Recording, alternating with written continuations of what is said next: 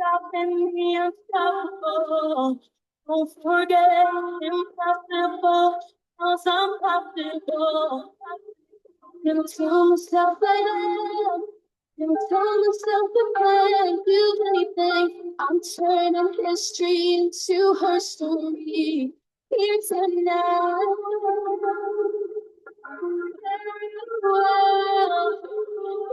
We gotta live. We gotta live it right. This means a lot to everybody, having the know this.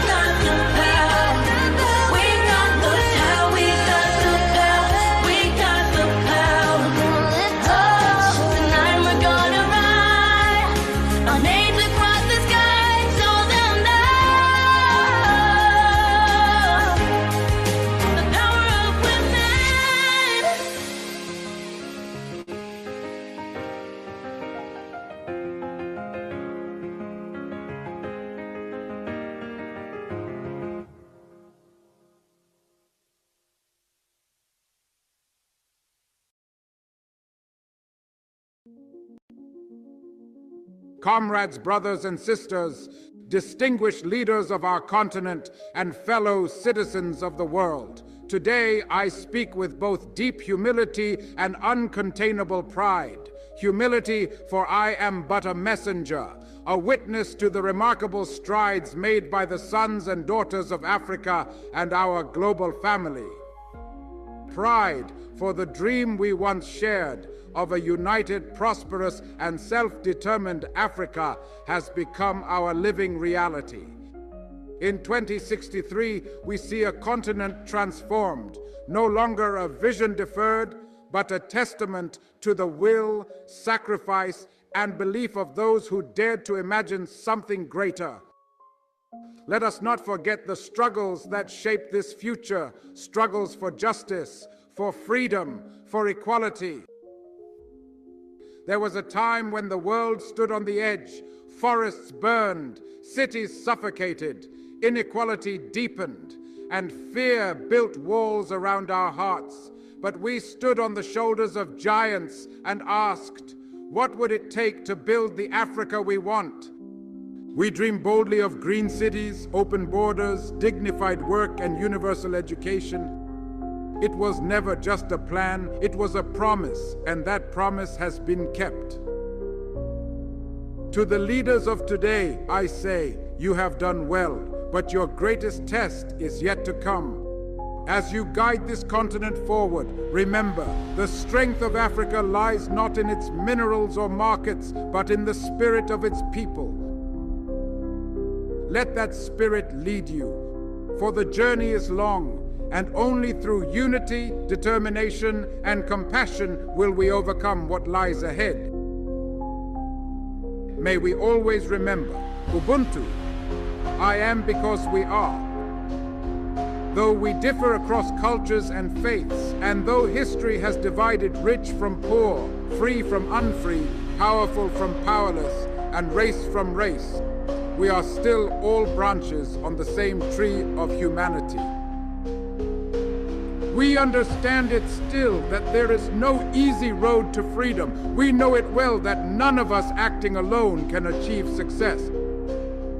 We must therefore act together as a united people for the birth of a new world. Let there be justice for all. Let there be peace for all. I thank you.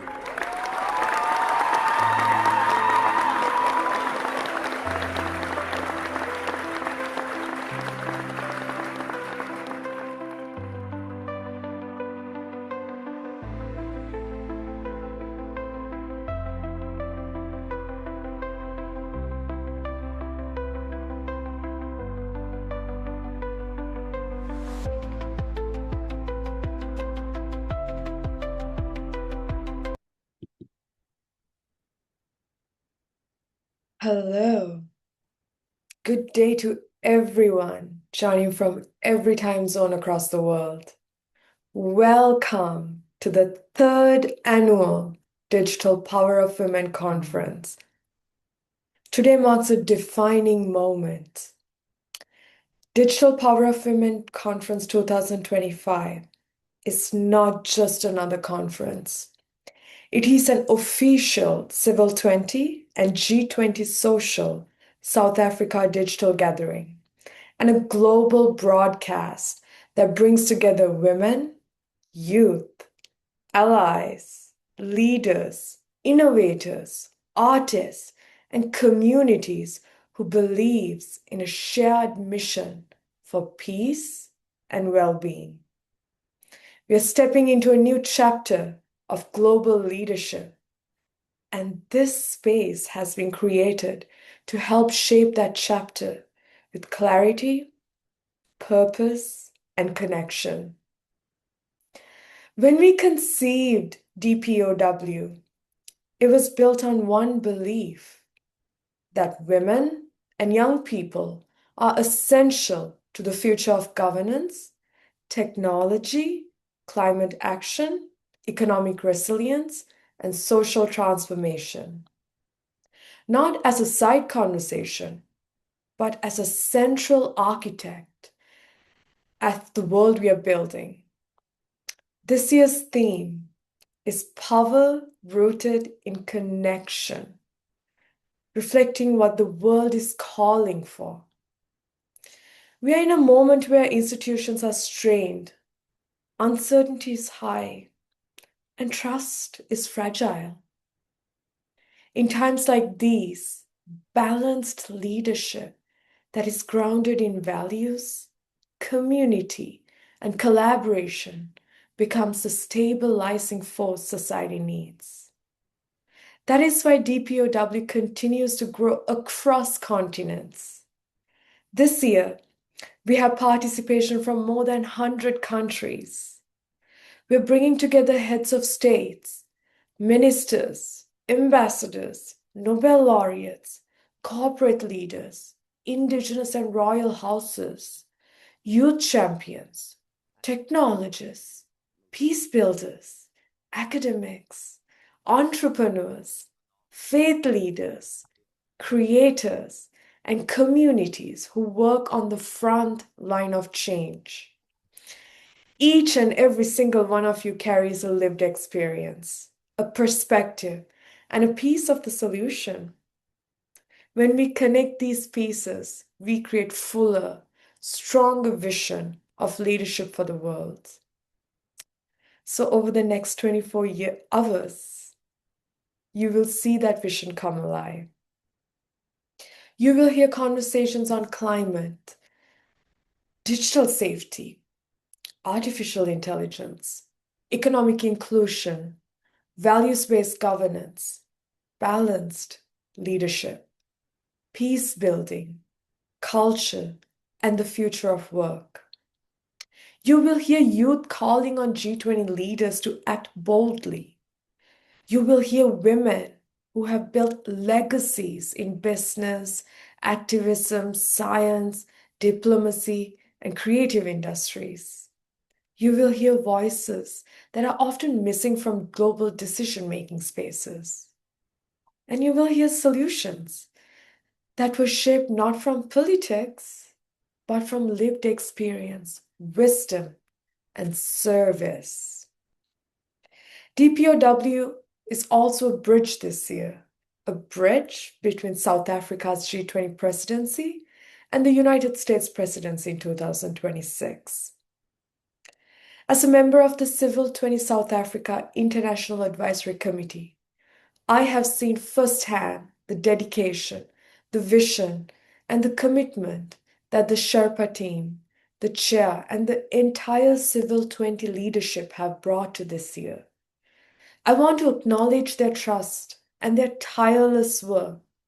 With very little resources and a lot of roadblocks, Civil20 South Africa reached its summit. And this conference stands as a part of that collective effort, as a part of G20 Social. As South Africa hands the baton forward, DPOW will continue to play a role in carrying the voice of the people into the next presidency here in the United States.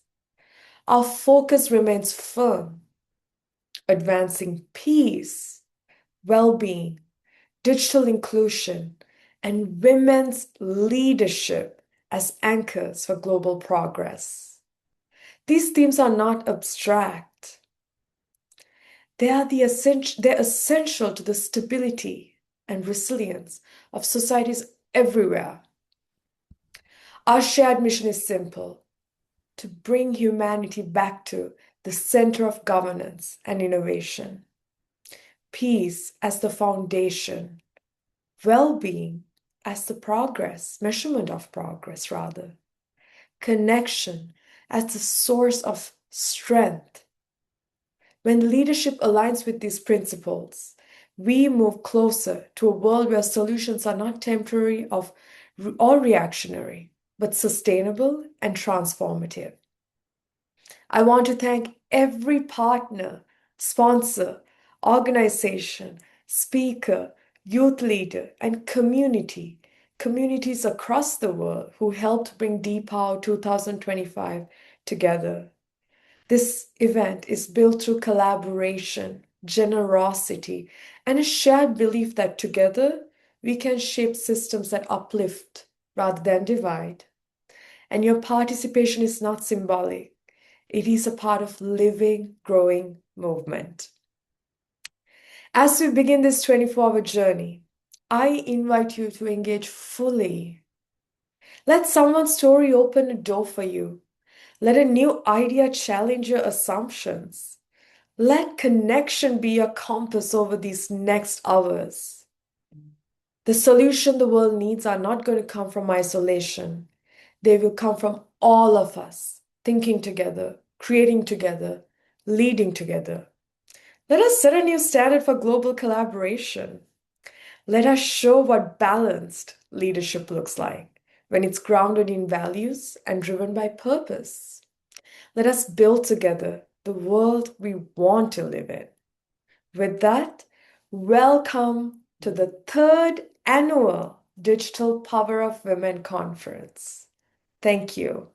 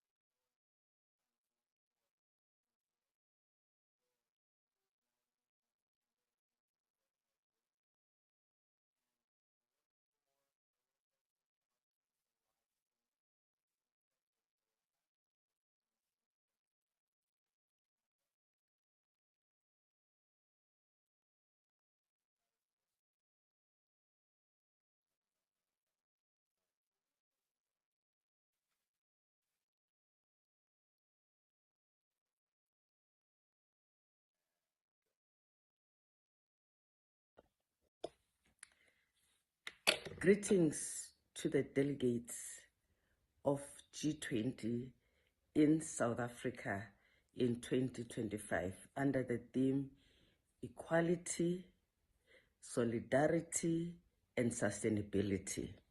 This theme is also very important for women as we discuss digital inclusion. We have to make sure that the evolution of the digital economy is impactful on the women's lives. Women have to be participants as creators of the digital tools, creators of digital content, users of everything digital, especially now in the age of AI. We also have to make sure that women are protected from the negative impact of the digital developments in our society. We would like to also think about people in the rural areas where access to infrastructure keeps them out of the use of the digital tools. We have to look at how we could partner in line with the theme in order to make sure that this digital developments in the world mean something to them as well. We must remember that it is important for women to have access to health services that could be accessed through digital means, to small businesses, to education, to finances. All of this can also be simplified so that it works even at a grassroots level. I do hope that all these discussions will be uppermost in your minds as you discuss in this G20, which is in South Africa in 2025. Thank you.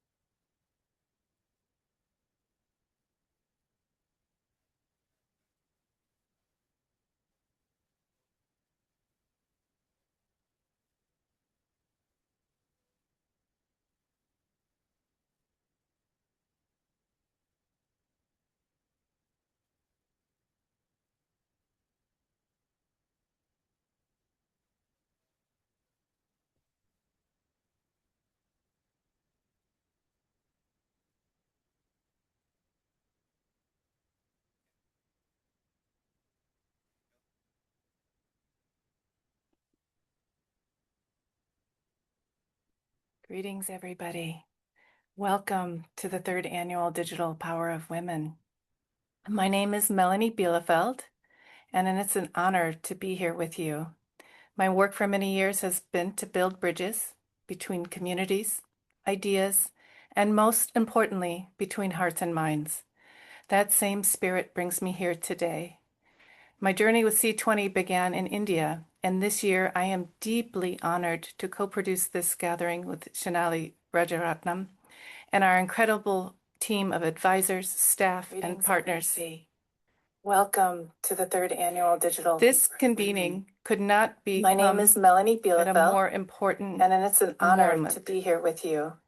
My work for many years has been to build bridges. The Digital Power of Women brings ideas, together a and most global importantly, tapestry between of hearts and feminine minds. leadership, That same from the spirit brings Power me of here Girls today. clubs in My journey with Uganda C20 to began in Nobel India, laureates in and the this United year I am States deeply honored to and co-produce this gathering with Shanali Rajaratnam Yemen. and our incredible Women whose team of courage and advisors, wisdom staff, reminds and us partners. that real change is made Welcome across to borders.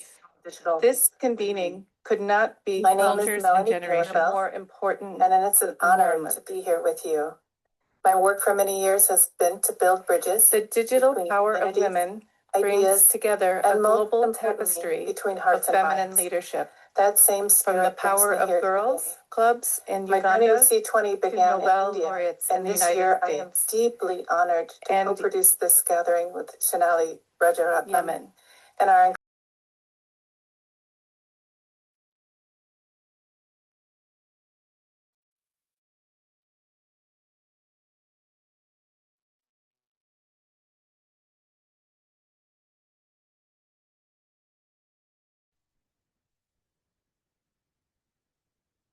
Thank you so much, Melanie.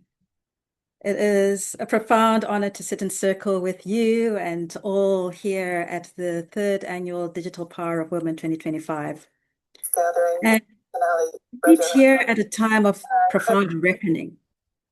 The global architecture of modernity is fraying at the seams, whether it is the climate catastrophe being addressed, or whether it is rising inequality, violent conflict, or the collapse of trust in institutions. Whether it is this world where the legitimacy of intelligence and leadership is questioned, where the lines between what is natural and what is artificial blur, we're in crisis. To many, it is a meta-crisis. And this crisis does not only plague our systems politically, economically, or ecologically. It is a crisis of ethics, a crisis of erasure, a rupture in the sacred covenant between self and other, between people and planet, between spirit and matter. It is a crisis that has left out the women, the wisdom carriers, the pattern keepers, the original midwives of remembering. It is an amnesia, a rupture born of society's amnesia, a deep civilizational forgetting, a forgetting of the power of women. It is an amnesia shaped by the long shadows of patriarchy and post-coloniality, eras that stripped women of their center, their names, their purpose, their place in the greater feminine constellation. It is an amnesia carried through cultural thinning and spiritual erosion, where indigeneity was silenced and ancestral wisdom, wisdom that once held us in wholeness, was pushed beneath the tongue of the world. It is an amnesia that has infantilized the feminine form, rendering it inconspicuous, rendering it silent, a gendered genocide that has erased personhood, even as women hold up the sky. This amnesia has resulted in the widespread wounding of the femininities, which in turn have birthed a fractured masculinity. The pathological implications of this include decimation of the human spirit, fragmentation of communities, destruction of environments, and humiliation of natures that have forgotten their mothers. We're in crisis. But a crisis is also a crossroads. A rupture is also a doorway. And this amnesia can become a remembering. As we engage in this G20 and this digital power of women, as we engage in transformative ethics, learning, unlearning, emerging futures, we must consider the paradigm that breeds these meta-crises of our times. We must examine the difference between natural feminine intelligence and artificially constructed intelligence, the intelligence passed down through ancestral lineages, linking back to the original instructions or the original laws common to all people. This is the intelligence of women. This is the power of women. This is the intelligence of feminine indigenous knowledge systems, systems long and validated by modernity, yet capable of sustaining life for millennia, sustaining community, sustaining governance, and sustaining ecosystems. These are ancient wisdoms. These forms of ancestral intellectuality are a science. They're a way of knowing. They're a way of doing.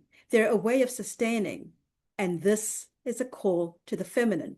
This is a call to the power of women. Transformation is not new. Learning and unlearning are not innovations of our times. For millennia, communities navigated upheaval through ritual, through councils, and through feminine wisdom of those whose lives had ripened into understanding. Before change became a strategy, change was a ceremony. So to bring women back, the power of women back into the center, is to bring in those who know how to listen to the land, to listen to the body, to listen to the long stories of people, to listen to those who have walked further in cycles of creation and destruction. Women remind us that learning is not accumulation, it is orientation. Women remind us that it is remembering the original instructions, the ecological, relational, spiritual principles that guided humanity and thrived for millennia. And our societies soon and now are discovering that to have resilience, they must learn from the resilience that is embedded in the power of women. And this is the resilience embedded in the power of nature. They're recognizing that the feminine wisdom is not peripheral, it is foundational to coherence. And women are the intercessors for that. But when we speak of wisdom, we must also speak of violence. We must speak of the direct violences, the structural violences, the cultural violences, and perhaps the quieter forms, the cognitive and cosmological violences that have silenced memory, that have ridiculed vision, and that have deleted maps drawn in the stars, maps drawn in dreams, maps drawn in cycles, and maps drawn in scars. This violence is what has severed us from our systems of wisdom. This violence treats the earth and all her children as commodities. It creates a monoglottic world by removing the myriad feminine languages of healing. It teaches children that the moon is just a rock and not a relative. It generates governance that thrives on amputated knowledge. So for our global systems to transform, they must remember to remember. They must remember to remember where the feminine is required, where the power of women is required, where feminine counsel not made only of age, but of achievement, of attunement and alignment.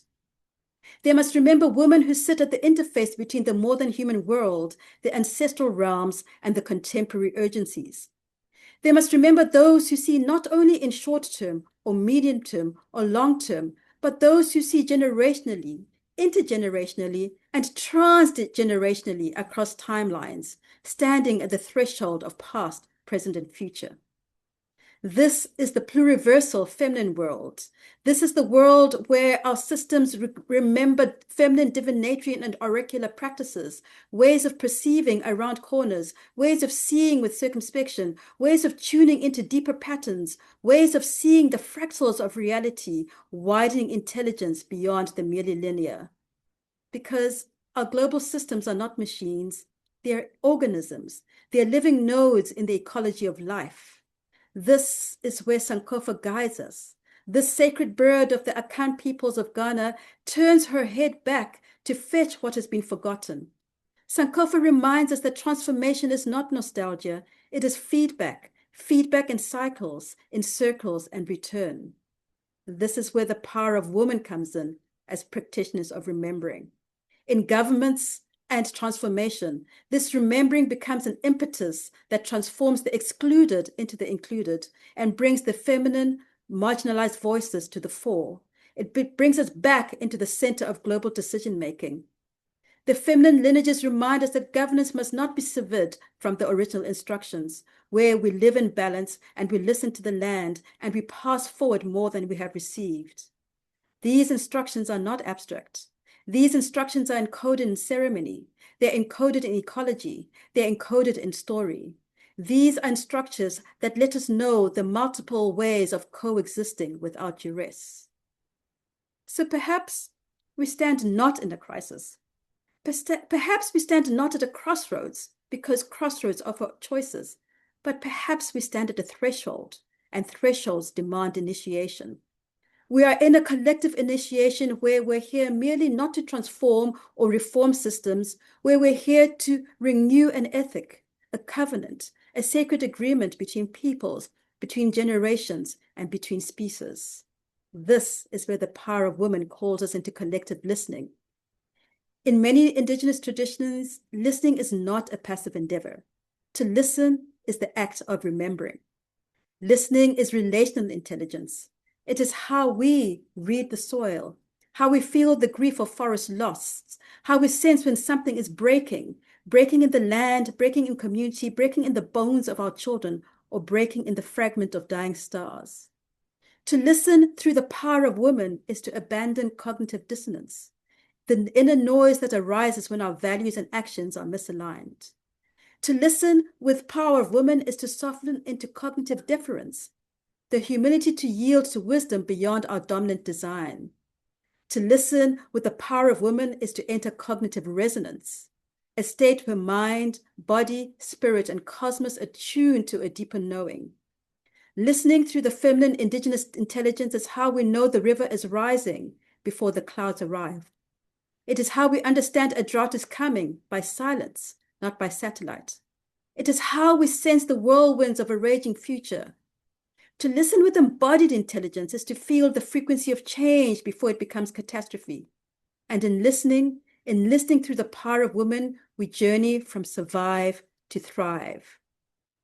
And thus the power of women calls us into an incisive listening that cuts through noise, through illusion and fragmentation. It calls us into integrative listening that connects across domains, disciplines, and dimensions. It calls us into illustrative listening that reveals patterns, metaphors, and teachings in what is heard. And even as we listen, even as we stand at this threshold moment, we may catalyze fractals of listening, which mitigate patterns of forgetting, which harness our foundations for ethical repair. For what we do not hear in the river, we miss in legislation. What we fail to sense in the girl child, we fail to address in climate.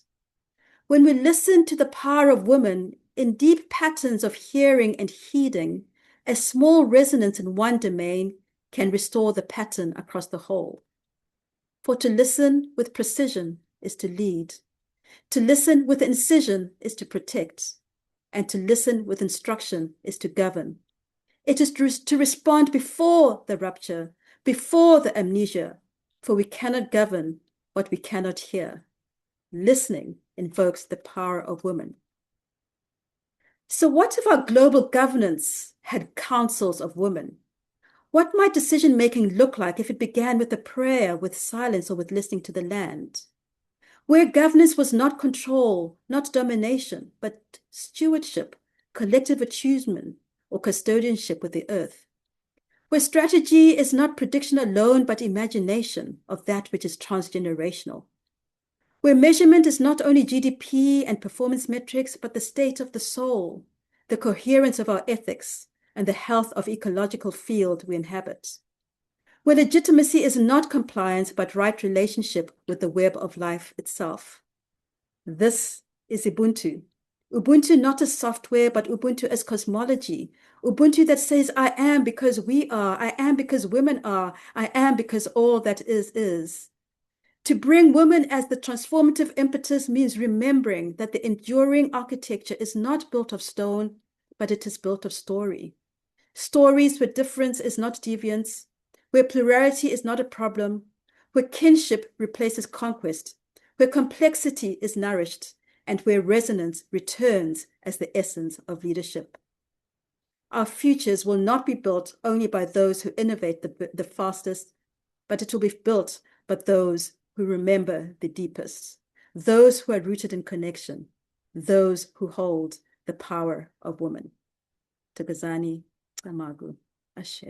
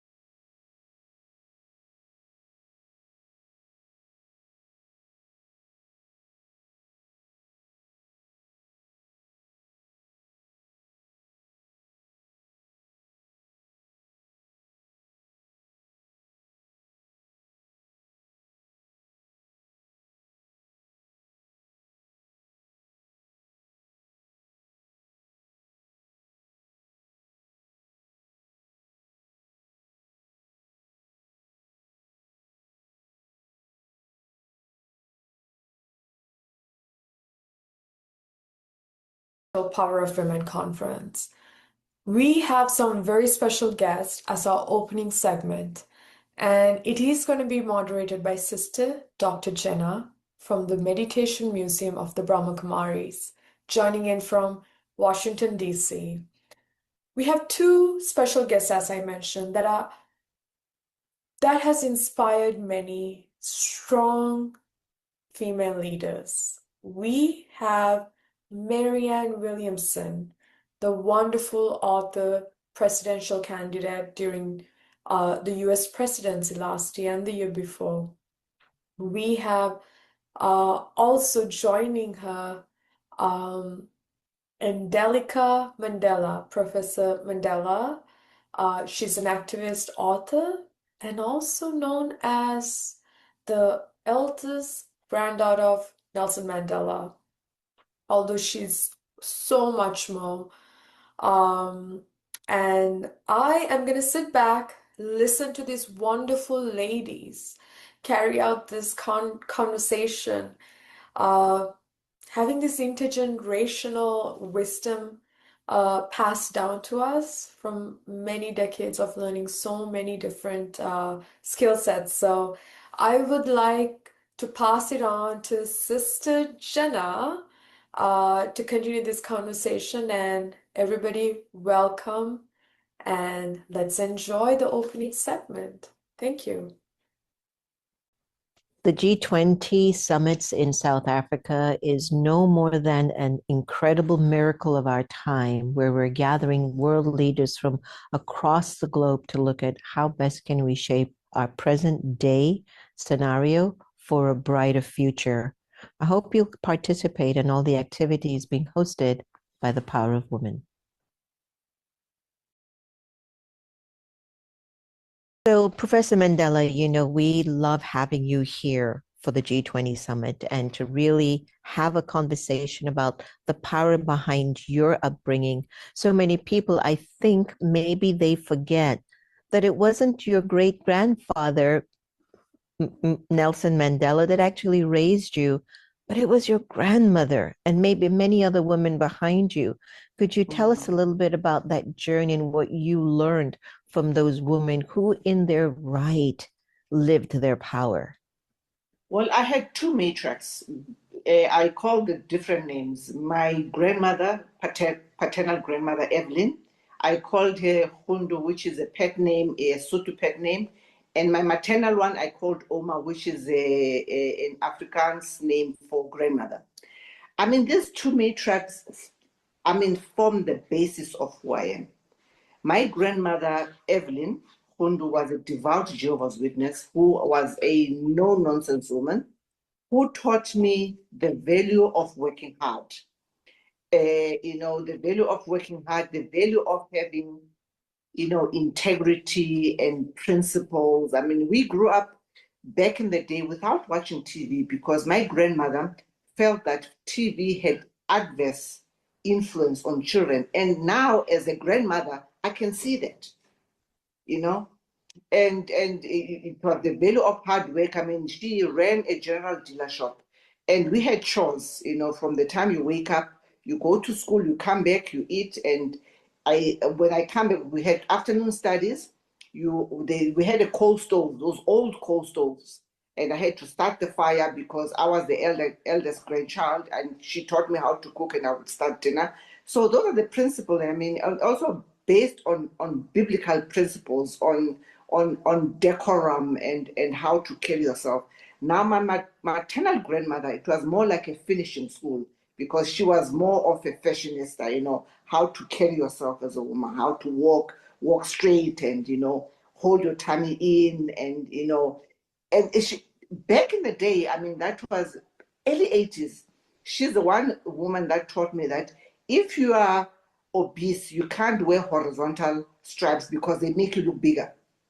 You need to wear horizontal, you can't wear a lateral stripe. You have to wear horizontal stripe because lateral ones, they make you look bigger, whereas horizontal ones, they make you look more slimmer. So it was more like a finishing school and taking us, for shopping and also to restaurant. But also my grandmother, the one Evelyn, she taught us table manners. I mean, we had to set the table, sit at table, eat with a knife and fork, how to not pass your hand over when you're reaching for something. So those are the nuances of things that are not taught to our children today.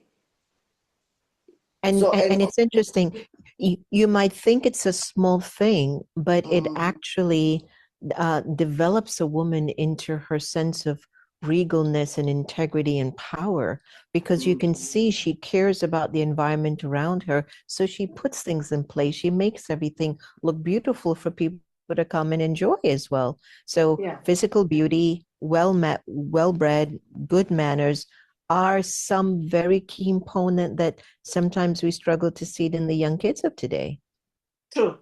I mean, and she taught us a lot of there was discipline. I mean, to date, I can never go to bed with dishes in the sink, because she would teach us that if you leave dishes, you're gonna cause cockroaches. And she would say that God comes to visit at night, and he will never come and bless you if your house is untidy. To this day, I can never sleep in an untidy room. because she honestly drilled these things into me. And I tell my children all the time, and they will roll their eyes. I said, no, don't be rolling my eyes at me, because this is how we were brought up. No, I think it's very good, and it's a big deal, because we don't want a world filled with cockroaches. And I think it's important that what she was actually teaching us is cleanliness is next to godliness.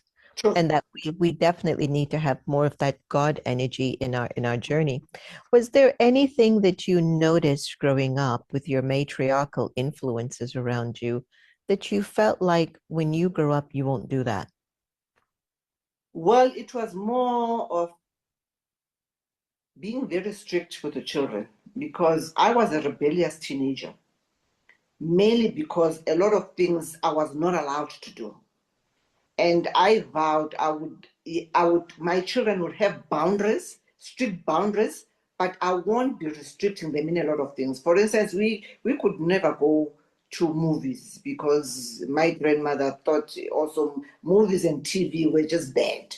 And also steeped from from Jehovah's Witness principles, and the notion of being dogmatic when it comes to religion.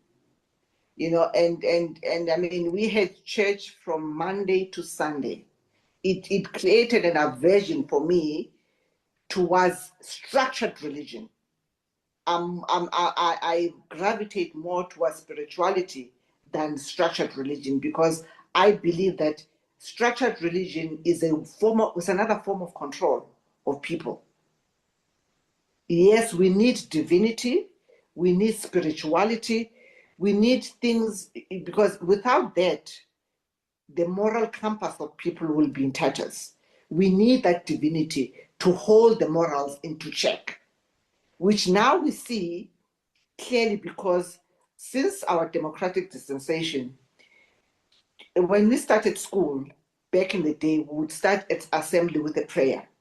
That was stopped. And you can see the anarchy in our schools, because they don't start on the word of divinity. I'm not using religion deliberately so, of divinity, of asking God to preside over whatever is going to happen in class on a particular day, which is what you did. You can see that. We can see children assaulting teachers, children being unruly, because that is not there anymore. I agree with you on that one. I wish we could bring back, and I wish all the leaders will begin to initiate at least just a moment of peace or silence in schools. Can we hold a moment of peace for our school, for our family, for our city, for our country? I know it would make such a big difference, because we need that inner stillness. Nowadays, you're looking at young girls are finding their courage and their will to speak up and be stronger. But still, there's a lot of violence against women, Professor Mandela. What can we do to curtail that or to end it? Because from my point of view, I don't see any difference between a man or a woman, except sometimes physical power. Intellectual power, I don't see a difference. I don't see if the man or the woman is stronger or smarter or not smart, but I just see the only difference is that male strength. That is something I have not seen a woman able to really overcome or conquer, which is why still they're getting so violated and so abused. What can we do to help curtail that or stop that or find a way to show a man that, you know, that's someone's daughter, one, two, she'll become someone's wife, three, she'll also mother your children, and one day she will be a grandmother to take care of your children's children. Would you really want to violate that? And if you do, what's there? There's no future in that. You know, so I'm not quite sure why the male they haven't heard this, they haven't seen this. But back to my conversation, how do we curtail the violence in young women and women of today? I think it's also in the words that we use, because words create. For instance, if I had to take the word GBV, the end of that word is violence. Violence begets and breeds violence.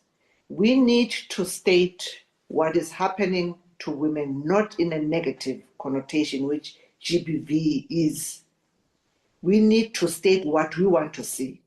If I say to you, Sister Jenna, don't think about the pink elephant, what do you think about? The pink elephant. So the end root of that phrase is violence, which is why we see more violence. For instance, right now in South Africa, we have 16 days of activism against gender-based violence and femicide. This is when the statistics of women being violated and killed escalates, as in during Women's Month, which then tells you something, that we are not winning this because of the wording that we use. We need now to go back to the drawing board. What do we want to see? We want to see women that are safe. We want to see responsible men that value women. How do we then start doing that? We need to start, because I mean, children learn by emulation, for starters. And also, you can't, we have a saying in my culture that, you know, you bend a tree while it is still a sepal, it's still young. You cannot change behavior once it's been crystallized into an adult. So when we're bringing up girls and boys, this thing of gender roles, we need to now start demystifying that you're a man, yes, we'll never have the power and strength like we were saying earlier on. However, there is nothing that says a boy child cannot wash dishes. That's a role for a woman, a girl child. So when we demystify these gender roles, because one day these boys are gonna be like we were saying, adults, uncles, you know, and husbands and grandfathers. How are they gonna treat their children? So it needs to start at an early age. A point in case, when we see boys fighting over a toy at a young age, a toddler age, 100 times people will not intervene because they say, no, boys will be boys. But if those were girls fighting over a doll, we'll say, no, share with your friend. Why can't we teach boys the same thing? So it's in the upbringing of our children that we bring them differently. That's number one. Number two, we need to stop the hypocrisy that we have, even as women, because when the violence is done by women, we keep quiet. There are women that abuse their partners. Nobody talks about that. There are husbands that are afraid of their wives. We don't talk about that. We need, and also if my son is married and they abuse, he is abusing his wife, rarely do mother-in-laws intervene because now it's closer to home. So until such day that we stop the hypocrisy that if it's done by your own, you don't speak against it.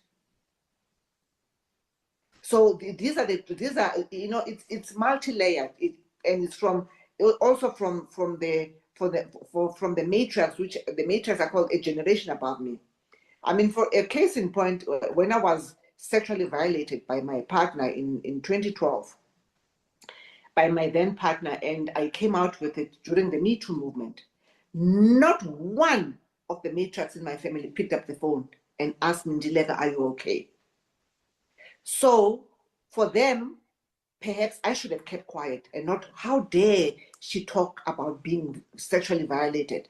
So there are different layers of conversations that we need to have as women to debunk this thing of men abusing women, and also talk to toxic masculinity. Yeah. What a journey we're on, huh? You can Yeah. see like everything will depend on our interior working, our interior mindset to help us to really navigate during these very challenging times. And we've had many challenging eras for many, many thousands of years. Speaking from your perspective and looking at the global leaders all meeting in South Africa, moving it into the US, transitioning into that, what would you like to see a platform like the Power of Women be able to contribute in order to make some changes? What would you like them to hear when you look at the work that the Power of Women is doing? I would like them to hear and acknowledge. I know that Marianne Williamson said that we don't need to be acknowledged. However, for us to be able to have the energy to continue, our contribution to society needs to be acknowledged. And also we need to craft different laws that speaks to the perpetrators of violence against women.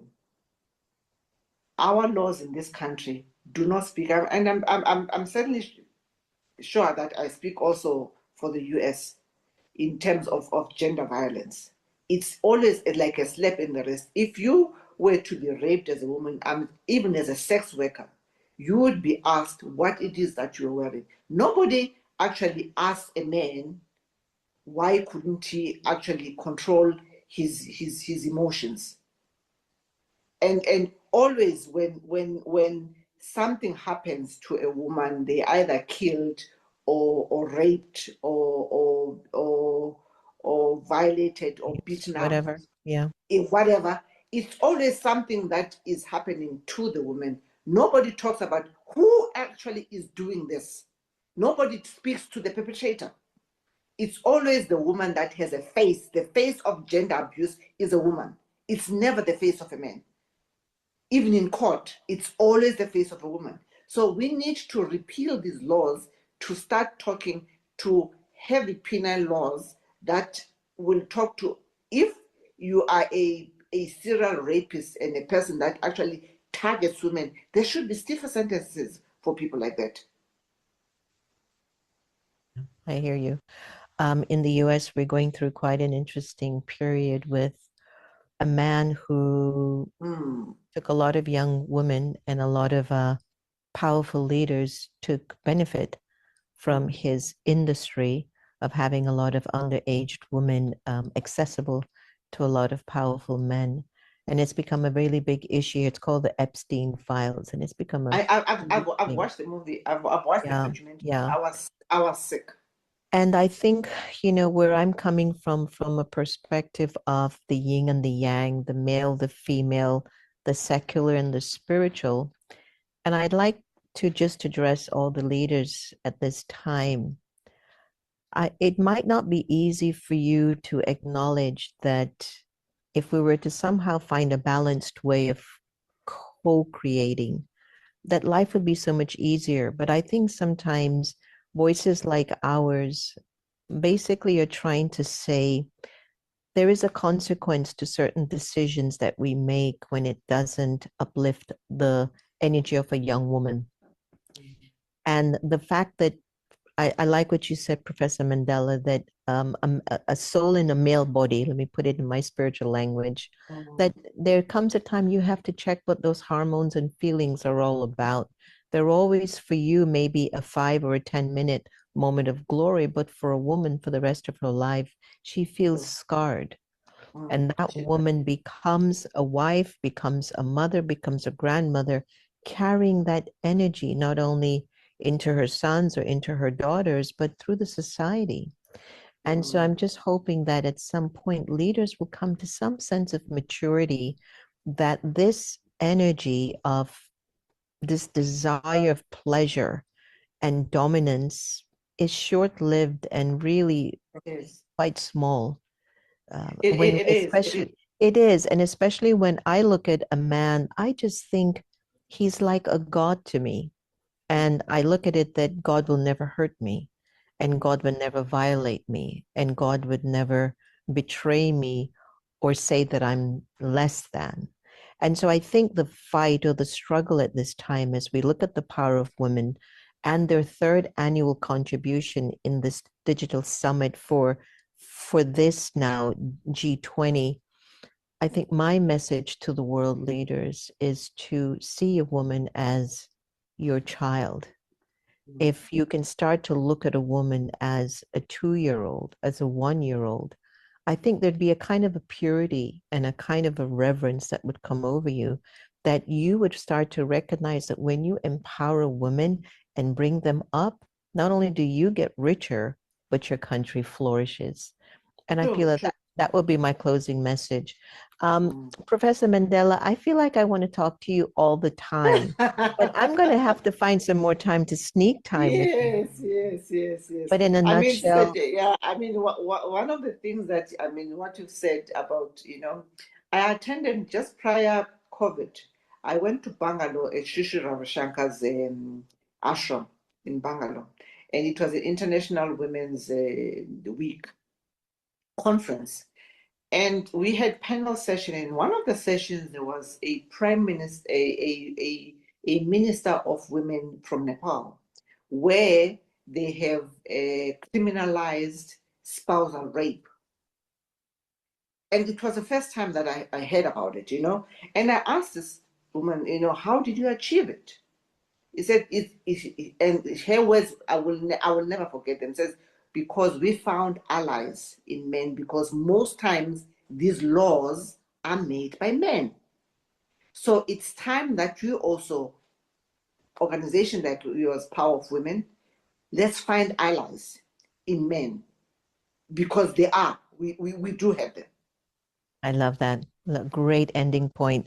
Thank you again so much from all of us here. And definitely, I know the Power of Women are just really gleaming with joy. The fact that your contribution is playing such a pivotal role in the G20 Summit in South Africa. Thanks again so much, and many, many blessings to you. Thank you so much. Okay, God bless you. Bye. Thank you. Welcome to the Power of Women Third Digital Summit, taking place for the G20 South Africa. I can't tell you where the words are coming through my heart, or where I can find the words to express the conversation that we're going to have today. In a time when we need to convey messages that can create a change, no better voices could we start and move this conference together than to have the incredible Professor Mandela with us, and my buddy and best-selling author, presidential candidate, and a great shaker and mover of truth, the great Marianne Williamson.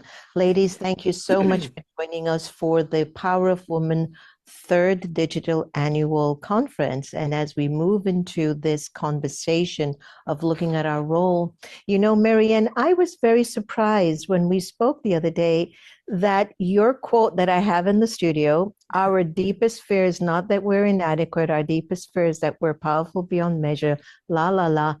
I don't know where I got the idea that President Mandela had actually spoken that in his inauguration. I came to find out it was a myth. Could you elaborate on that? Yeah, you got it from the internet, and it should inform all of us of how careful we should be believing things just because they're on the internet.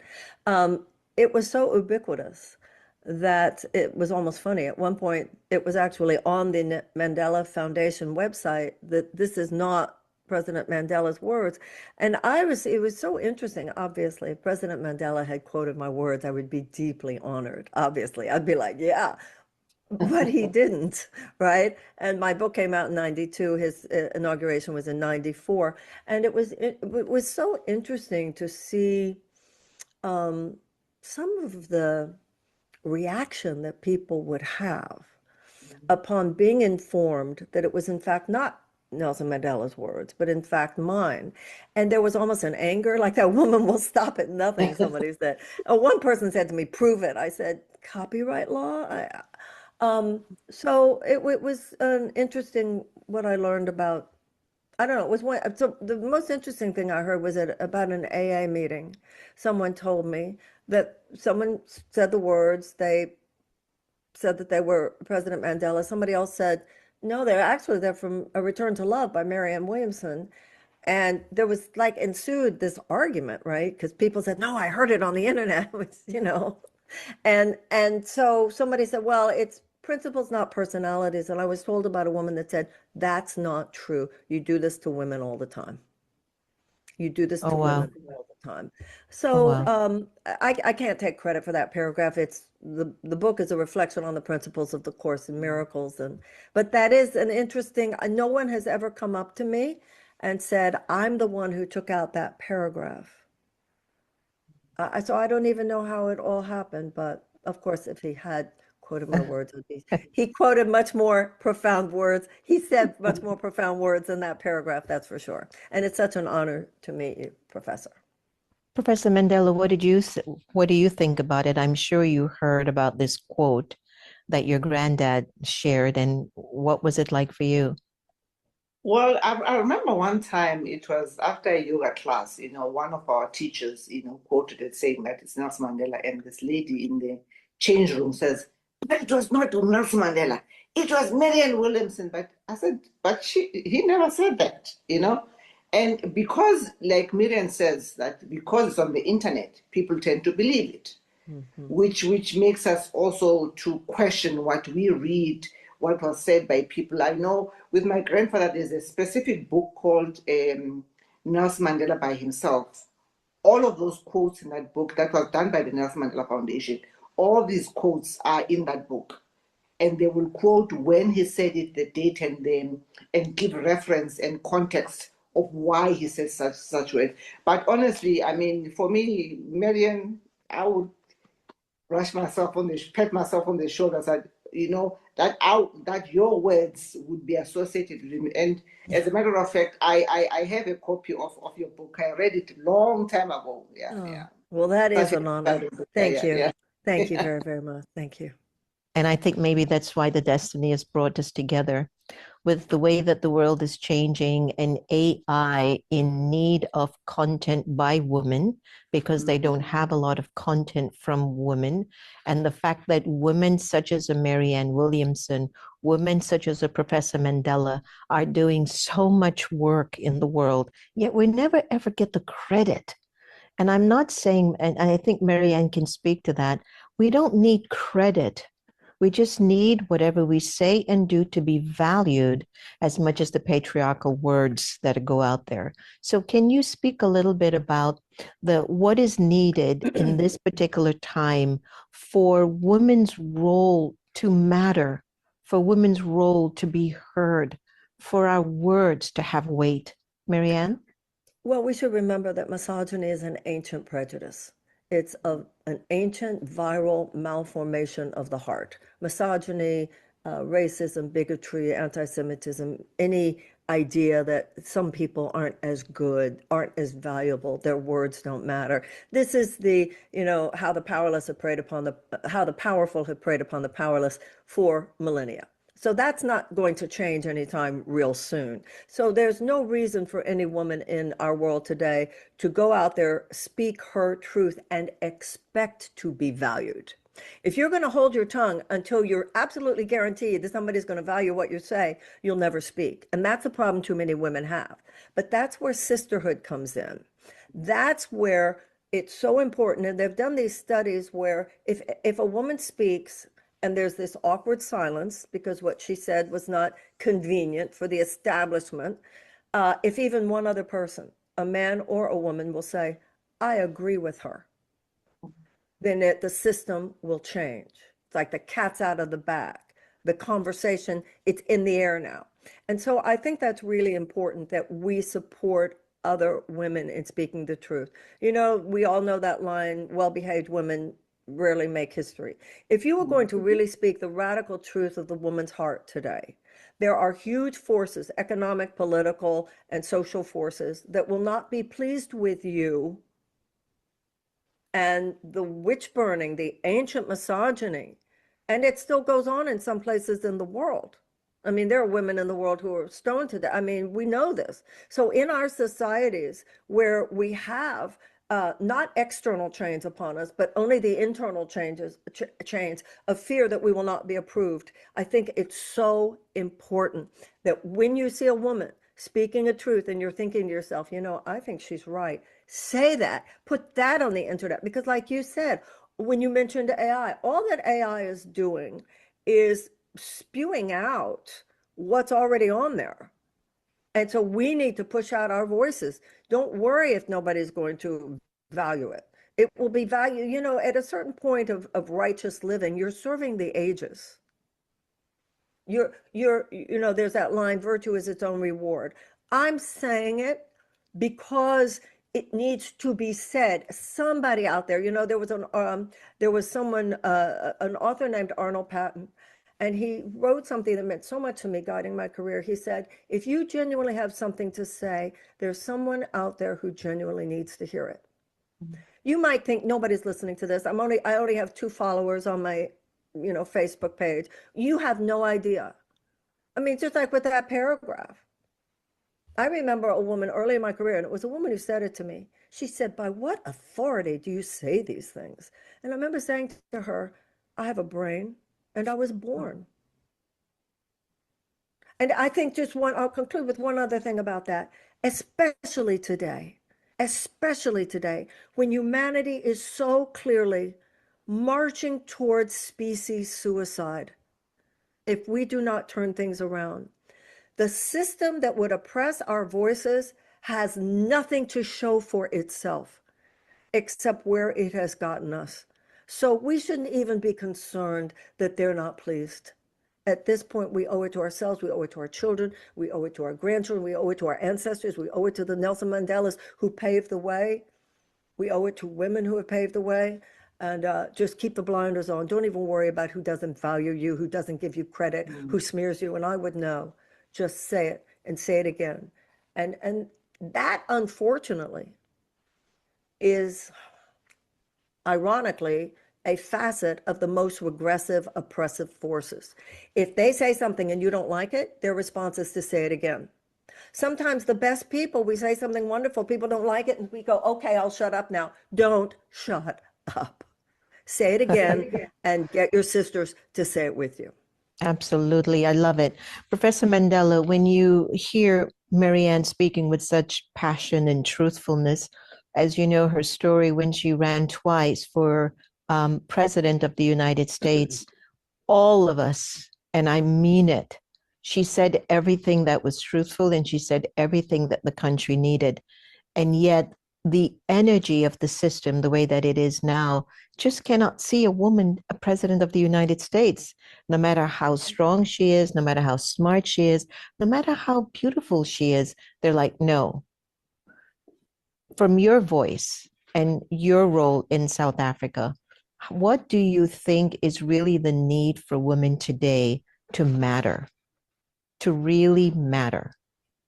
Well, I think first and foremost is for women to find their voices, because most of the time, as Marianne had said, that, you know, we suppress our voices because of patriarchy. You know, take my story, for instance. People attribute my character to Nelson Mandela, and yet I tell them time and time again, Nelson Mandela was in prison for the bulk of my life. When I was born, he was in prison already. So by the time he came out, I was 25 years old. The character that is sitting in front of you today is that of my grandmother. She's the one that molded me, Evelyn, his first wife. She brought me up with certain principles that I still hold dear today, of hard work, of of ethics. It was not Nelson Mandela, because I believe that the character of any human being, by the time you reach the age 21, your character is already crystallized. By the time my grandfather was released, I was 25 years old. So my thought process and how I reason with politics was already crystallized, is that of Evelyn, not of Holishasha, which is what most of the time women get eclipsed. And I also mentioned in my book, I am Dilega more than my surname, that until such time that women find their voices, and when they have found it, be authentic to them. For me, I found that I was winning when I could sit in front of another woman and tell my story authentically, and with the belief that her problems are my problems. My successes are her successes. Until we can, be able to stand on our truth as women authentically and tell our stories authentically amongst us first as women, before we can tell it out there and fight patriarchy. Because most of the time, even us as women, you will go in a room full of women. Most of the time, these women do not know you, but they will be sizing you up because you're not wearing, we judge women because they're not wearing designer clothes, and they did not go to such and such a school, and they perhaps they are housewives. And we need to be able to honor our choices. Whichever way, you may choose to be a housewife or a career woman, these are our choices. These are the choices that our grandmothers fought for when they marched on August 9th to Pretoria in 1956 to fight for our voices to be heard. So as women, we need to honor our voices and find our voices. I remember the exact time that I found my voices. You must remember that growing in a family like my family, it's a big family, and you need to fit in a certain mold and do certain things in a certain way. And I've always been an outlier, and I speak my truth whenever I can, because that's how I was brought by my grandmother. It was when my uncle had died. My uncle I'm a nurse by profession. He had died of complications from a gallbladder infection, but he was HIV positive. So when my grandfather called a press conference, he called us as a family to say that we are going to divulge that he died of AIDS. But I said, no, he didn't die of AIDS. He was HIV positive, but he died of a complication.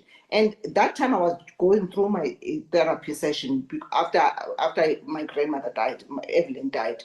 And when I told my therapist that, I defied him, she said to me, no, Ndileka, you found your voice.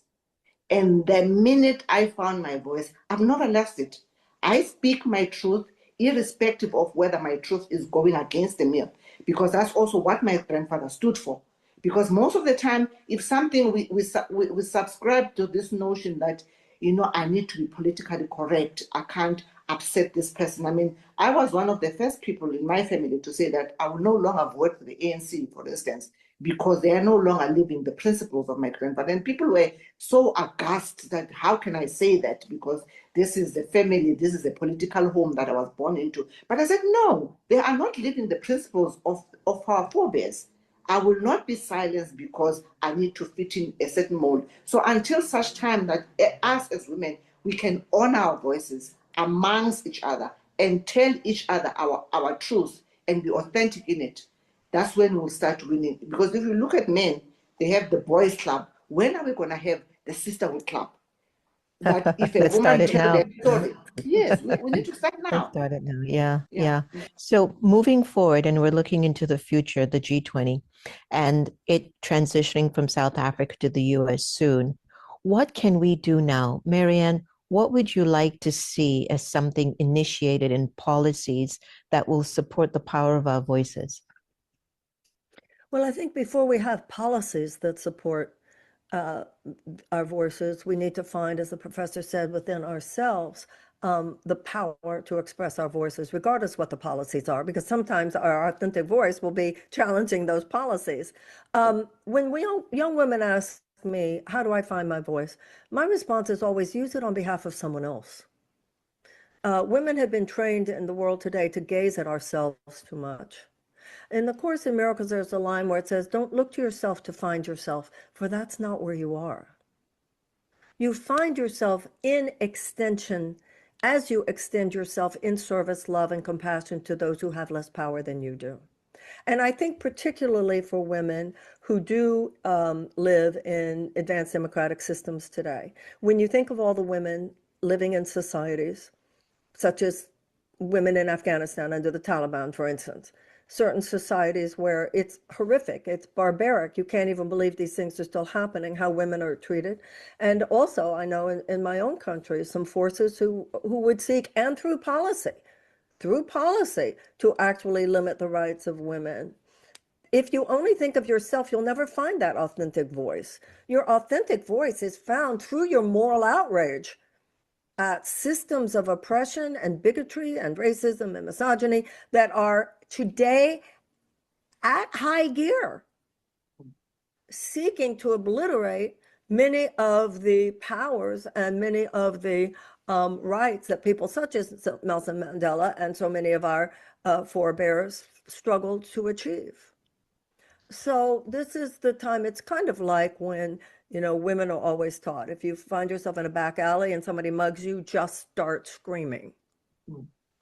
Just start talking, girls. The form of capitalism joined with the form of authoritarianism that is now representing such a fascist threat on the planet. This is a global phenomenon. And it is at the expense of women, expense of children, at the expense of marginalized people, at the expense of the earth, and at the expense of a sustainable future for humanity. And if that's not enough to get a woman aroused and thinking, I got to say something, then she has some work to do in finding her own heart. Speak to me, Marianne, about that subtle undertow of that spiritual energy that is responsible for the polarization that we're experiencing now, but also the hate and the anger in people who have a particular skin color and who are in a particular power zone. What is it spiritually that is actually happening that's creating all of this? In the modern world, we fell for what I call the myth of neutrality. Too many people who are saying, well, I didn't proclaim the divine right of all human beings to be free, but I didn't hurt anybody. I was just living my life. And I think at last we're coming to understand, if you did not stand for the light, stand for love, stand for humanitarian principles, stand for democracy, stand for freedom, then you were passively complicit. You were passively using your energy in a way that actually allowed all that those things are not to gain ascendance. Every thought, every word either supports the upliftment of the human race or the domination forces. And that's why even sometimes, like the professor was saying, South Africa is an example. There was, and correct me if I'm wrong, Professor, but I think from what you said that we're aligned on this. There was a temptation to think, oh, Nelson Mandela's free, we're cool now. Oh, Mandela's president, we're cool now. And like you said, then there was a regression from some of the same places that because you have to constantly be vigilant. And that's what we forgot. Am I wrong about that, Professor? No, you're not wrong. You're not wrong. We have regressed as a country where we are right now. So we have to always be vigilant. As the American writer Hunter Thompson put it, the bastards never sleep. True. And we go to sleep. Oh, that's good. We elected the one we like. Oh, that's good. We can go back now. We elected him. That's cool. Oh, we got that piece of legislation passed. Well, guess what? They're now repealing that piece of legislation. So this is a lesson for all of us. You can never check out. If you are a servant of the Lord, if you are a servant of God, if you're a servant of love, that's a daily job. That is and so by the true. way, that goes back to what we were talking about before. And I've certainly experienced this in my career. Hey guys, we got to worry about our democracy. We got to worry about it. And people were like, what happened to Mary Ann? She's sort of like into politics and stuff. I'm like, no, you don't get it. If you have a spiritual lens, you see this stuff coming down the road. Yeah, yeah. Well, you saw that. And one of the things Marianne kept warning us to many, many years ago, even before she even ran for president, the signs were there and they were increasing each year. We're looking at Shanali, a Gen Z young woman who's out there, wanting to make sure she finds, or rather not finds, but creates a better future than the one that she may be trying to navigate through at this time. As Shanali is sitting here, a young woman, intelligent, ready to change the world. Professor Mandela, what would you offer our Gen Zs as a message of hope and direction?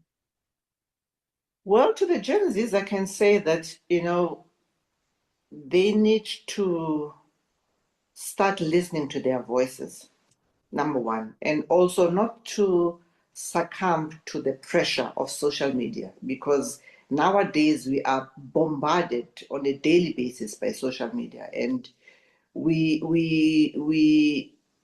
don't take time to meditate. One of the things that I found helped me is meditation, because through yoga, because meditation allows me to step back from whatever was happening through the day, and I go inwards. And if I have to look at my grandfather, had he not been imprisoned, he would have died very young because he was a hothead. However, prison gave him time to slow down and do the meditation, do the work internally.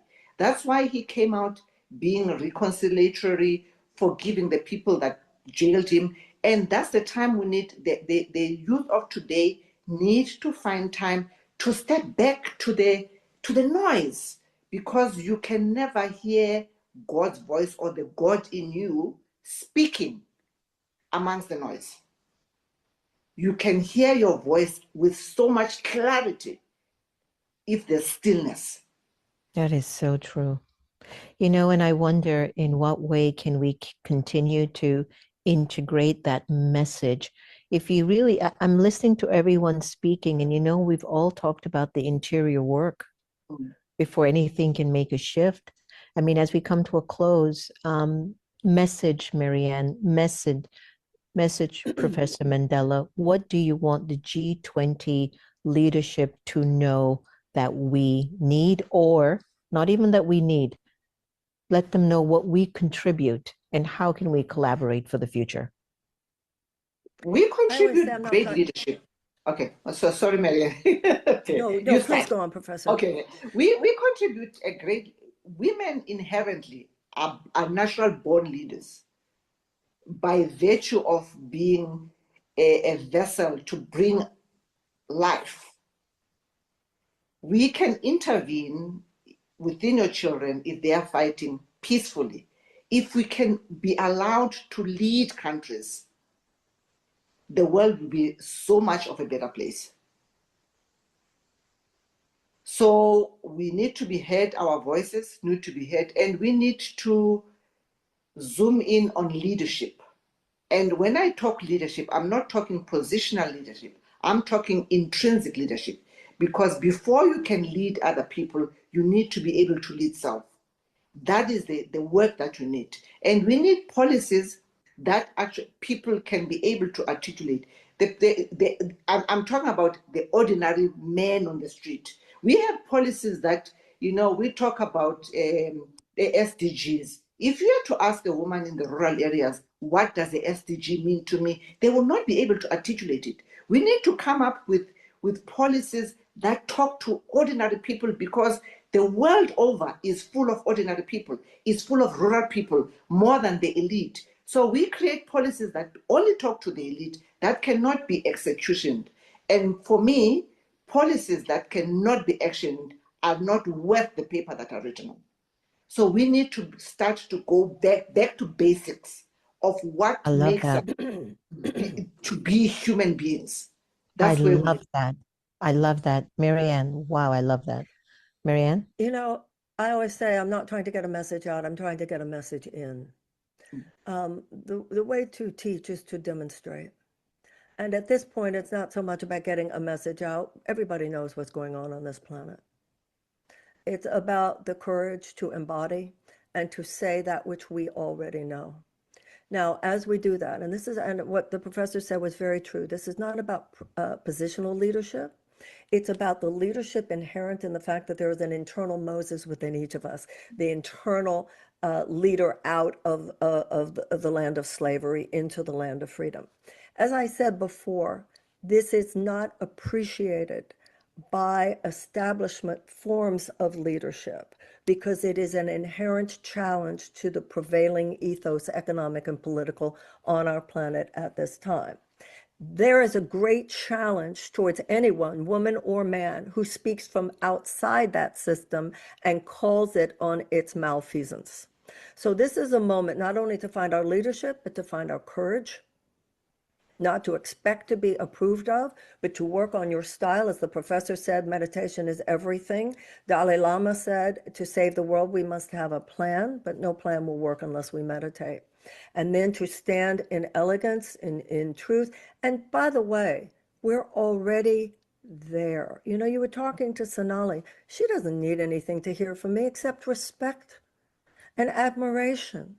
In the Talmud, it says every generation has its own wisdom. The older you are, the more you know certain things. The younger you are, the more you know certain other things. And it's an intergenerational gestalt at this moment. We have to hold hands. We have to walk out there knowing every time you speak truth, as you understand it, you are connected by a little invisible silver filament to millions of other people around the world, in their countries, in their spaces, doing the same, and just take your stand. And it doesn't even matter if one person hears it. You've impacted the ethers, and the time is now. I think that's probably the bottom line for me. Grace period is over. Rehearsal is over. There is no more time. Open your mouth and say the truth as you understand it. And that will always have to do with save the children, save the earth, save humanity. Save the children, save the earth, save humanity. Save the children, save the earth, save humanity. Amen. Marianne, as usual, you continue to enlighten us with so much truth, things that we actually feel inside of our hearts, but sometimes don't have the courage to speak up. Thank you. Thank you from the bottom of our hearts. Oh, thank you. It's an honor to be here with all of you. Yes, same, Professor Mandela. It's really awesome to have you too as we're opening up this wonderful conversation and dialogue. Shanali, you want to close us off for a bit? I will. I want to say thank you, Marianne and Professor Mandela. Everything you both said is exactly what we need to hear. And that's why the Power of Women, Digital Power of Women conference is to amplify those voices, find our voices, and use the media to share those stories so we broaden the narrative. I was so inspired, and I'm sure all our audience are going to be so extremely inspired by two greats sitting here in their own right, holding the power positions. 4 greats. Yes, 4 greats, yes. Thank you.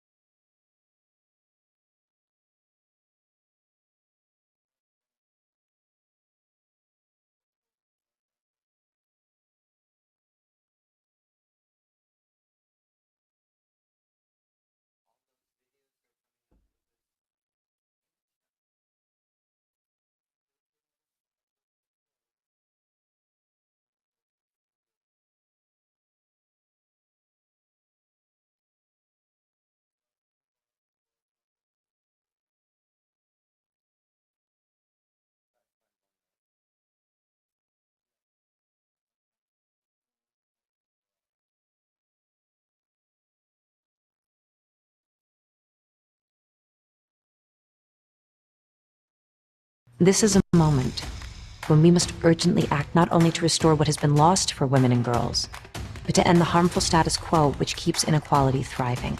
15 years ago, UN Women was created with a bold mission to become the global champion for rights, equality, and empowerment for all women and girls.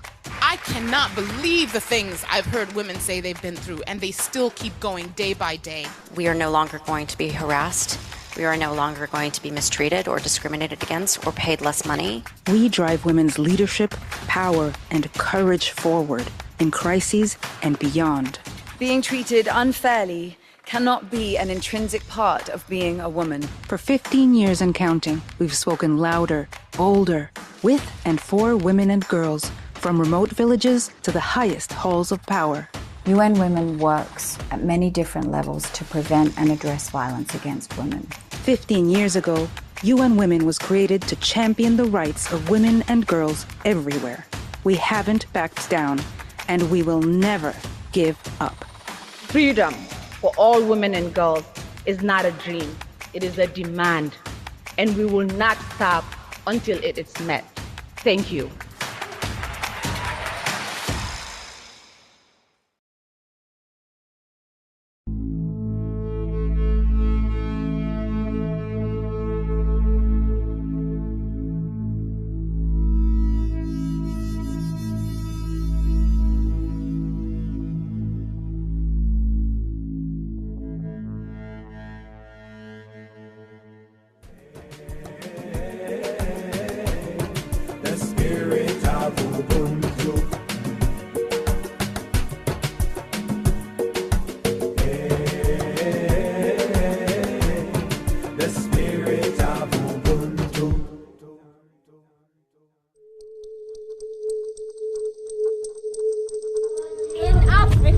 There's something known as Ubuntu.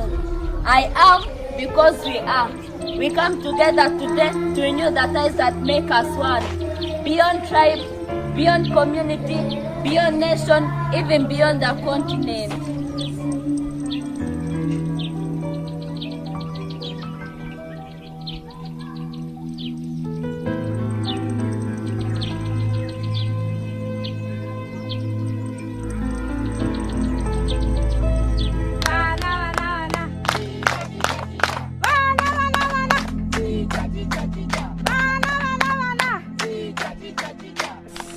Dawisa panapa ndaona ndiyani kuna manya mise mnogona ayo ndiyani kuna manya fast chai simudzaye maoko imi ani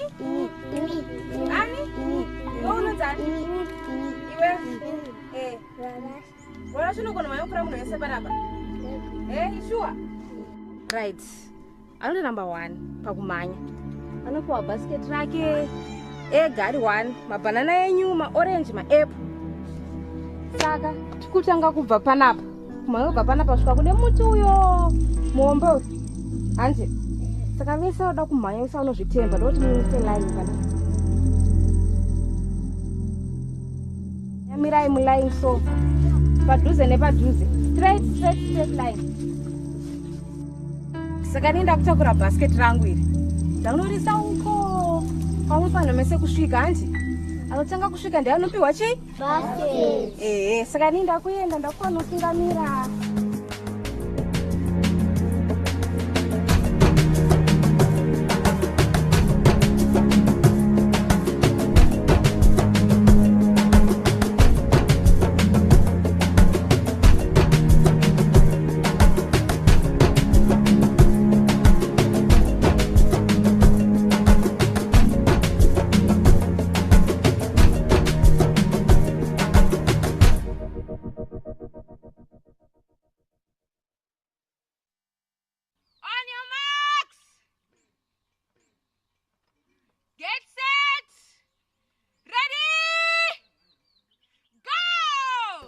When you realize your family is all of humanity, that's Ubuntu. When you want more peace and unity in your community, that's Ubuntu. When you love and respect I have for you is the same you have for me. That's Ubuntu. So tell all the people near and far, I am because we are, and that's Ubuntu. Ubuntu. Listen again. The spirit of Ubuntu. Yeah, man.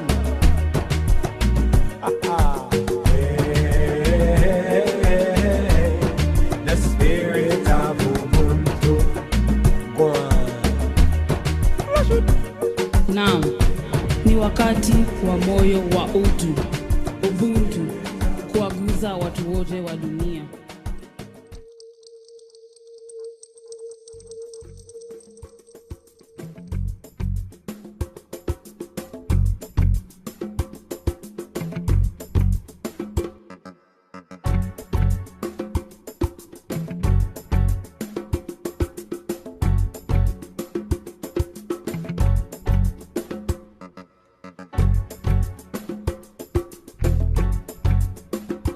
That's Ubuntu. Ubuntu now.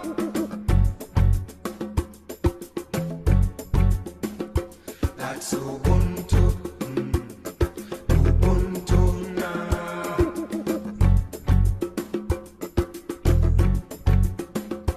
That's Ubuntu. Ubuntu now. So tell all the people near and far, I am because we are, and that's Ubuntu. Ubuntu now. Let me tell them, hey, the spirit of Ubuntu. Yeah, man. Hey, the spirit of Ubuntu. Ubuntu to the world.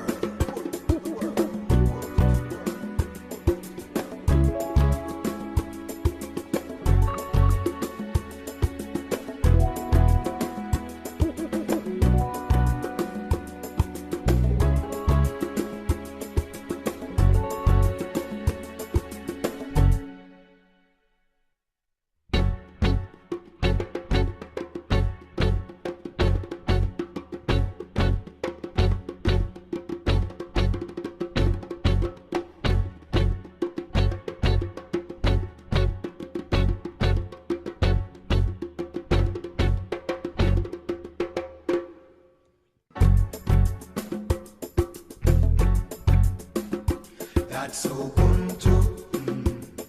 Ubuntu now.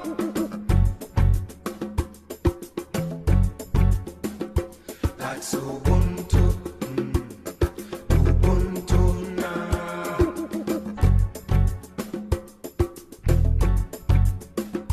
That's Ubuntu. Ubuntu now.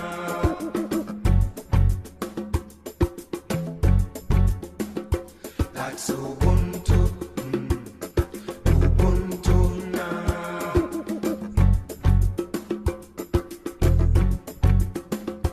That's Ubuntu. Ubuntu now. So tell all the people near and far, I am because we are, and that's Ubuntu. Ubuntu now. Let me tell them, hey, the spirit of Ubuntu. Yeah, man. Hey, the spirit of Ubuntu. Ubuntu to the world.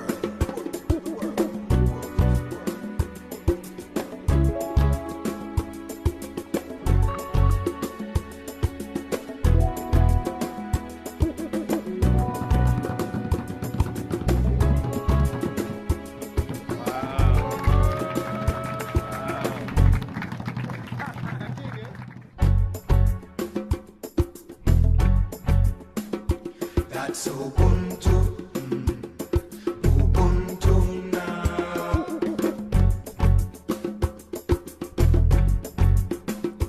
That's Ubuntu. Ubuntu now.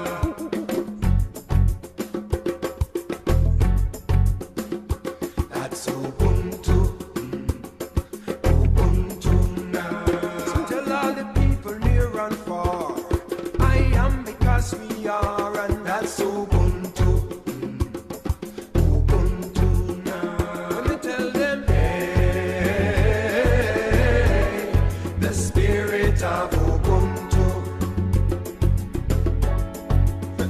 Yeah, man. Yeah, the spirit of Ubuntu. Ubuntu to the world. Yeah, the spirit of Ubuntu. Yeah, man. Yeah, the spirit of Ubuntu. Ubuntu, Ubuntu, Ubuntu, Ubuntu, Ubuntu,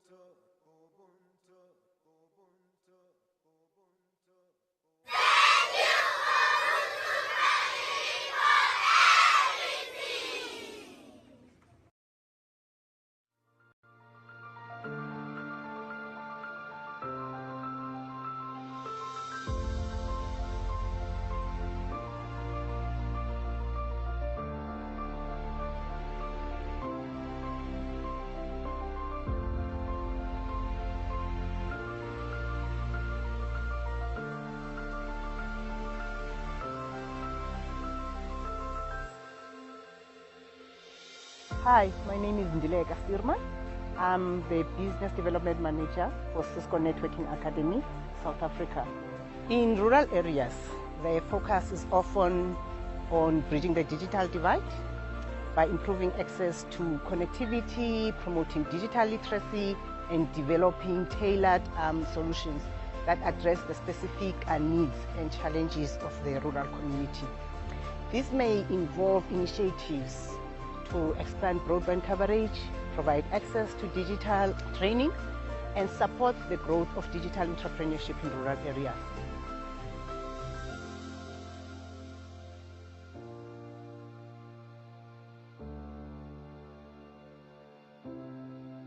My name is Mlindima Shorogo. I am the Deputy Director General responsible for ICT Information Society and Capacity Development at DCDT, which is the Department of Communication and Digital Technologies. So why we are here is that there is a graduation that is happening today where the kids have been trained on a couple of skills and digital skills, which include Cisco skills. So for us as a department, because we do have an ambitious target of training people through our National Digital and Future Skills Strategy, so we see this as a step in the right direction in terms of training the kids in digital skills, but also looking on the area itself.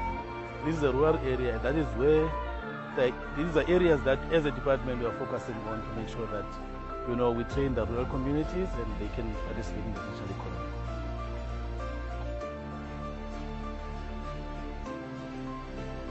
This is the first intake that we've had.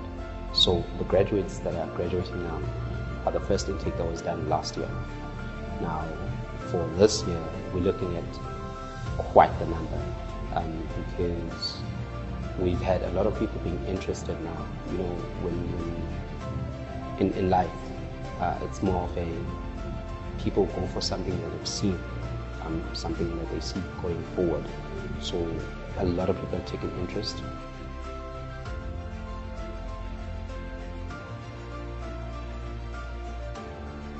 We even go as far as helping them apply for institutions, higher learning institutions within this facility without any assistance from government.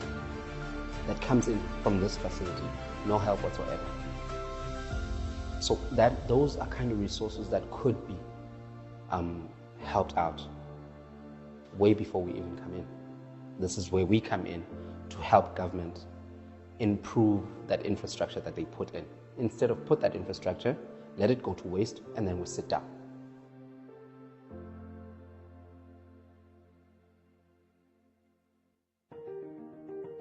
My name is Trevor Ramitra. I'm the CEO of NEMISA.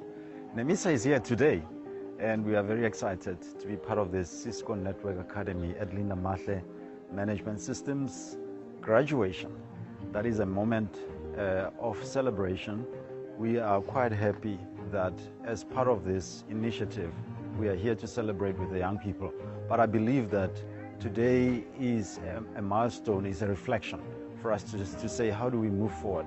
NEMISA has had a partnership with Linda Mahle Management Systems previously, mainly focusing on digital literacy. We've done quite a lot of digital literacy training in the area, in the surrounding villages, and we believe that we now need to take it to another level in terms of introducing technical skills such as cell phone repairs, broadband installations, and others, but also introducing our partnership with Cisco itself.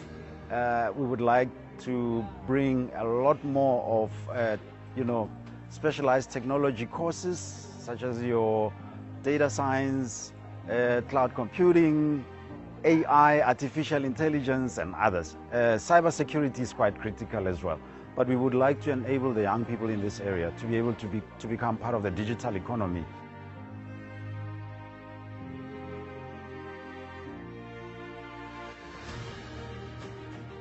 Ngumphumza Khalifaba, representa iLinda Mahle Innovation Center. Esi certificate namhlanje i-graduation yethu esi certificate kum senza sithetha lukhulu ngoba sizanivulela iminyango yoba ukwazi uba ndiphuhlise ulwazi lwam nakwabanye abantu ndibanikeze into endiyaziyo and sizandincedisa nakwifemeli yam ukuba ndikwazi ukubasapota sindinikeze imisebenzi sinivulele iminyango evaliwe. Ndiyavuya kakhulu namhlanje. If you're from rural areas like myself and you are more interested in IT industry, you can come to Linda Mahle to study information technology.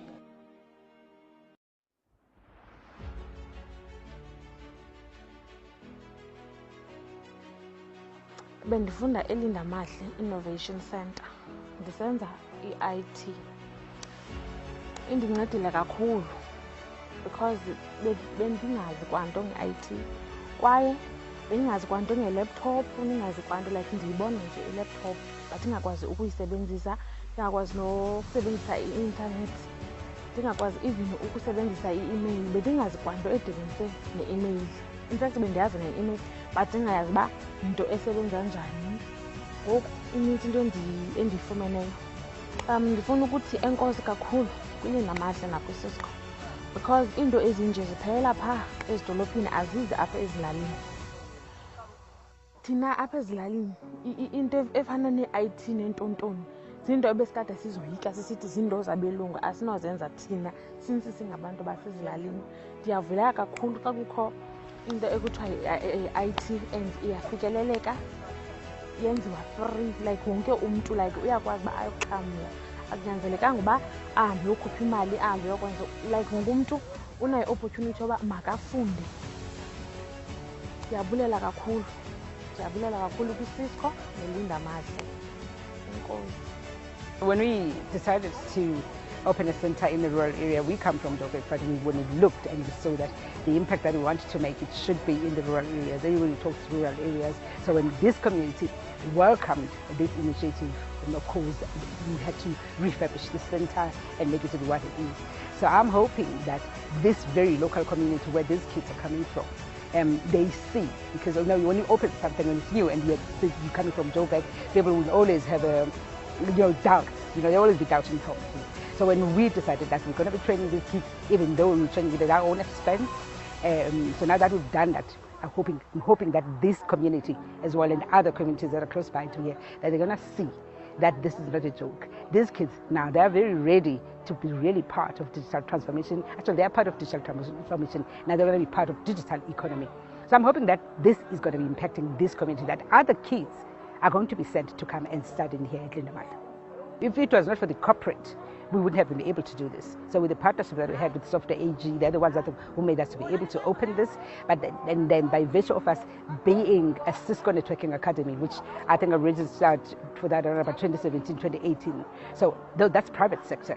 So that when we won an award with ILO, this made it possible that then we train using the Cisco Networking Academy that we are. So it is quite important that private sector, public sector, as well as the community as a whole, that we partner together and ensure that we produce much more than we just produced today.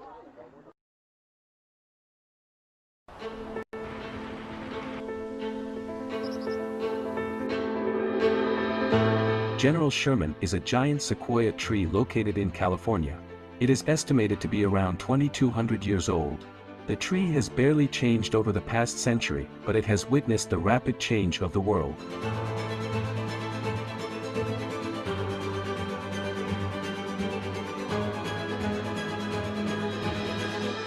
Nowadays, we as humanity are facing existential global challenges that transcend nations.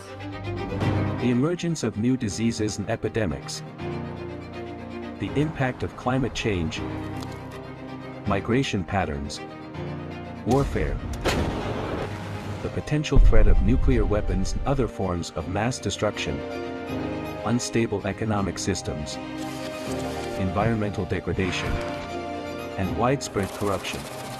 At the same time, the internet has brought people together like never before. Anyone can easily connect with others from around the world, creating a global community in our everyday lives. Irrespective of borders, cultures, and distances, often without even realizing it, you are a part of a global community. To ensure a healthy future for humanity, all countries agreed in 2015 on a set of goals called the Global Goals or Sustainable Development Goals, SDGs. These goals are a shared plan for peace and prosperity for people and the planet. It's an urgent call for all countries to work together. The goals recognize that ending poverty and improving health and education, reducing inequality, and promoting economic growth must go hand in hand. At the same time, they address climate change and they ask for global collaboration to end conflicts. The global society represents a worldwide movement towards a progressive and sustainable civilization in our planet. It is a collective effort to solve today's challenges through innovation, creativity, and collaboration, with a focus on intelligent action rather than exploitation. The idea is that all sectors of society, from politics to culture, education to business, work together to create a better world. The global society must also put enough efforts to fight against global ignorance and disinformation. Every day, the world changes, and more people are joining forces to build a better future for all. In every country, people of the civil society are taking action, joining forces and creating new innovations to achieve the global goals. They have taken on the responsibility to shape the future on a sustainable way, and every day new ideas and solutions are emerging out of desperation, hope, curiosity, and courage. The global civil society strives to create an inclusive, non-partisan environment where everyone can contribute their talents and perspectives. It promotes change through cooperation and collaboration while respecting the differences among countries, cultures, and people. The majority of people are already part of the global society, fighting for justice, researching new technologies, or creating new ways of living, all with one common goal: shaping a better future for everyone. A real global society already exists, giving us hope that we can make this world more peaceful and prosperous. Together, we can create a future filled with joy instead of fear. It takes courage of all of us, individually and collectively, as a part of a global society, to speak up and take action. As a global society, we must continue working together to create an equitable world where everyone has access to basic human rights, like food security and clean water, where education opportunities exist for younger generations, where women's rights are respected, where economic inequality decreases, where our environment is protected, and where global health systems become stronger. In the span of the next century, the General Sherman tree will probably undergo minimal transformations. The world, however, is going to change dramatically. There are only two potential paths that lie ahead. On one hand, if humanity allows people to continue exploiting the planet and other people, or if maniacal individuals employ nuclear weapons, we risk self-destruction. On the other hand, as members of the global society, we have the opportunity to forge a progressive and sustainable civilization. Both individual and collective courage are essential in this endeavor. We must summon the courage to not only voice our concerns but also take decisive action. The future hinges upon our ability to demonstrate this courage while ensuring the minimal impact of the timeless beauty of the General Sherman tree.